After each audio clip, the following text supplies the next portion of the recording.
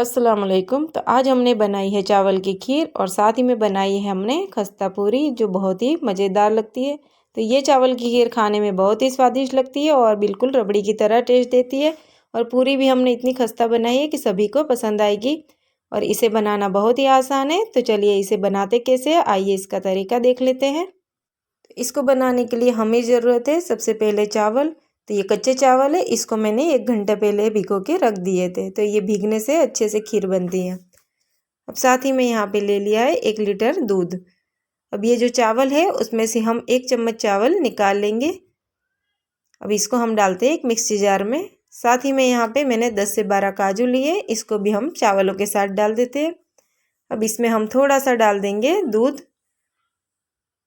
तो हमने जो 1 लीटर दूध लिया उसमें से थोड़ा सा दूध इसमें डाल देते हैं और इन दोनों को हम पेस्ट बना लेते हैं। तो इस पेस्ट को हम तैयार करके रख देते हैं, अब इसे हम बाद में यूज़ करेंगे। तो अब हमने यहाँ पे तपेली में दूध गर्म करने के लिए रख दिया और ये दूध ठंडा ही है और चावल को हमने डाल दिया है, क्योंकि अगर जो दूध गर्म हो जाता है तो चावल को डालते हैं तो चावल के अंदर लम्स पड़ जाते हैं और गट्ठे हो जाती है, इसीलिए हमें ठंडे दूध में ही चावलों को भी डाल देना है। अब इसको एक उबाल आने देते हैं, बाद में हम दूसरी प्रोसेस करते हैं। तो इसको लगातार हिलाते रहेंगे। तो अभी एक उबाल अच्छे से आ चुका है। अब जो हमने पेस्ट बना के रखा था चावल और काजू, वो भी यहाँ पे डाल देते हैं। तो इसे पीस लेना है, इससे हमें रबड़ी जैसा टेस्ट लगता है इस खीर में। तो आप इसे ऐड ज़रूर कीजिए इस तरह से। अब इसे लगातार 40 से 45 मिनट लग जाएंगे खीर बनने में। तो इसे लगातार हिलाते रहना है और चावलों को भी हमें घोटते रहना है। तो ये इस तरह से चम्मच की मदद से हमें चावलों को घोटते रहना है। इस वक्त हमें गैस की फ्लेम स्लो कर देनी है ताकि जो खीर है वो नीचे लगे नहीं तो फिर जली हुई अंदर स्मेल आ जाएगी। अब ये देखिए 30 मिनट हो चुके हैं। अब ये खीर अच्छे से बनने आई है। अब इसको अच्छे से और हम चम्मच की मदद से जो भी अक्खे अक्खे चावल है उसे भी घोट लेते हैं। अब यहाँ पे मैंने 1.5 कप जितनी शक्कर डाल दी है। तो करीबन 1 लीटर मैंने दूध लिया है, यहाँ पे 150 ग्राम जितनी मैंने शक्कर डाली है। तो आप जितना मीठा आपको पसंद है, कम ज़्यादा, उस हिसाब से आप डाल सकते हो। यहाँ पे डाल देने हैं मैंने आधी चम्मच इलायची का पाउडर डाल दिया है। अब इसको अच्छे से हिला लेंगे। तो ये देखिए बन के तैयार है हमारी खीर। तो ये रबड़ीदार खीर बन के तैयार हो चुकी है। अब यहाँ पे अपनी पसंद के सारे ड्राई फ्रूट ऐड कर देने हैं। जो भी हमें पसंद है वो ड्राई फ्रूट हमें ऐड कर देने हैं। थोड़े से मैं यहाँ पे डाल रही हूँ और बाद में जो गार्निशिंग करेंगे उस वक्त हमें यूज़ कर लेंगे। बस इस तरह से हमें इतनी ठीक रखनी है, क्योंकि ये ठंडी होने के बाद और ठीक हो जाएगी। तो ये बनके तैयार है हमारी खीर।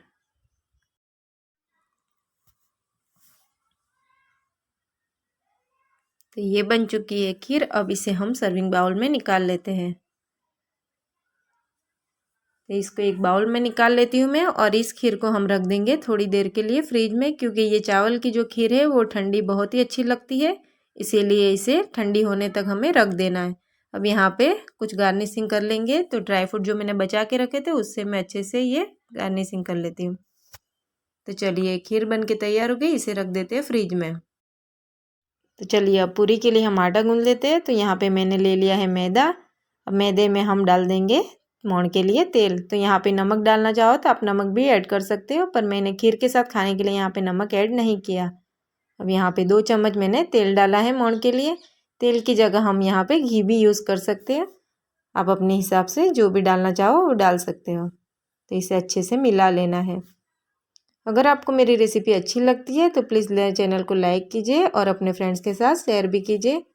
और आप चैनल पे नए हो तो प्लीज़ चैनल को सब्सक्राइब ज़रूर कीजिए।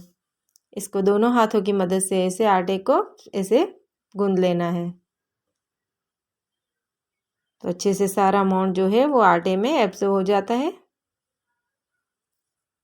तो हमें अब चेक कर लेना है कि ये खस्ता बनने वाली है। तो यहाँ पे इस तरह से आटे को लेना है और ऐसे मुट्ठी बनानी है। तो ये मुट्ठी बन जाएगी तो हमें समझ लेना है कि मोहन परफेक्ट है आटे के लिए। अब यहाँ पे थोड़ा थोड़ा हम पानी डालेंगे और आटा गूंथते जाएंगे। थोड़ा थोड़ा हमें पानी डाल देना है इस तरह से। एक साथ पानी नहीं डालना है, नहीं तो आटा फिर नरम हो जाएगा। बस थोड़ा थोड़ा पानी का यूज़ करते जाएंगे और आटा गूंथते जाएंगे। तो सारे आटे को हम मिला लेते हैं। अब ये सारा आटा मिला लिया है। अब सभी आटे को अच्छे से मिला लेना है और उसके बाद यहाँ पे जिस तरह से हम आटा गूंथते हैं उसी तरह से हमें गूंथ लेना है। तो इसे थोड़ा सा सॉफ्ट रखना है, बहुत सॉफ्ट नहीं करना है।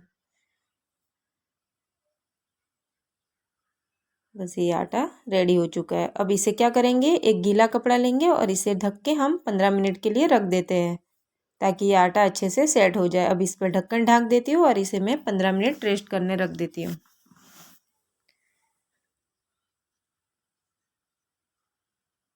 तो आइए, अब 15 मिनट हो चुके हैं।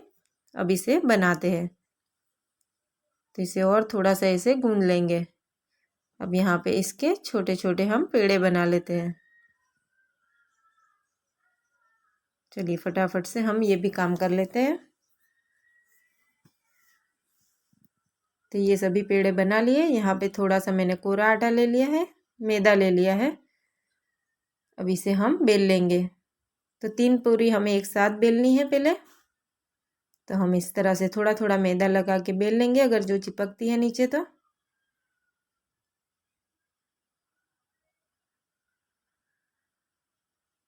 तो पहले हमें 3 पूरी इस तरह से बेल लेनी है। उसके बाद एक पूरी पे ऐसे तेल लगा लेना है। उसके बाद यहाँ पे थोड़ा सा मैदा स्प्रिंकल कर देना है। उसके बाद यहाँ पे दूसरी ऐसे पूरी रख देनी है। इसी को भी सेम इस तरह से ही हमें मैदा और स्प्रिंकल कर देना है। और उसके बाद यहाँ पे तीसरे भी मैदे की पूरी हमें रख देनी है और इसे ऐसे रोल बनाते जाना है। अब इसको हम कट कर देंगे। तो एक ही साइज़ के हम कट करेंगे। तो ये सभी कट करके रख दिए। अब इसे थोड़ा सा हम हाथों से प्रेस कर लेंगे ताकि ये पूरी बनाने में और आसानी हो जाए। तो पहले हमें 3 ऐसी बड़ी पूरी बना लेनी है रोटी की तरह। उसके बाद इस तरह से रोल कर लेने हैं। तो चलिए ये भी हो चुका है हमारे। अब आइए इसे बेल लेते हैं। तो ये भी फटाफट से हम बेल लेते हैं। बस ये छोटी छोटी ही बनानी है और थोड़ी सी थिक ज़्यादा रखनी है, क्योंकि ये हम खस्ता बना रहे हैं, इसीलिए एकदम पतली नहीं बनानी हमें। तो इसी तरह से दूसरी भी बेल लेनी है। आइए चलिए अब फिर से फ्राई कर लेते हैं। अब तेल को यहाँ पे मैंने गरम करने के लिए रख दिया था। अब एक एक करके हम इसे डालते जाएंगे। तो तेल को अच्छे से गरम होने देना है। उसके बाद यहाँ पे पूरियाँ डाल देनी है।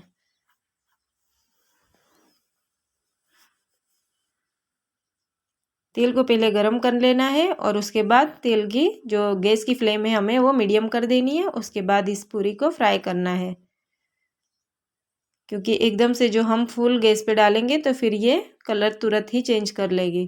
तो हमें इस तरह से हमें फ्राई कर लेना है। अब ये एक बैच फ्राई हो चुका है। अब हम दूसरा बैच भी डाल देते हैं। तो ऐसे 3 करके मैंने तल ली है। आप अपने कढ़ाई के हिसाब से डाल सकते हो अंदर।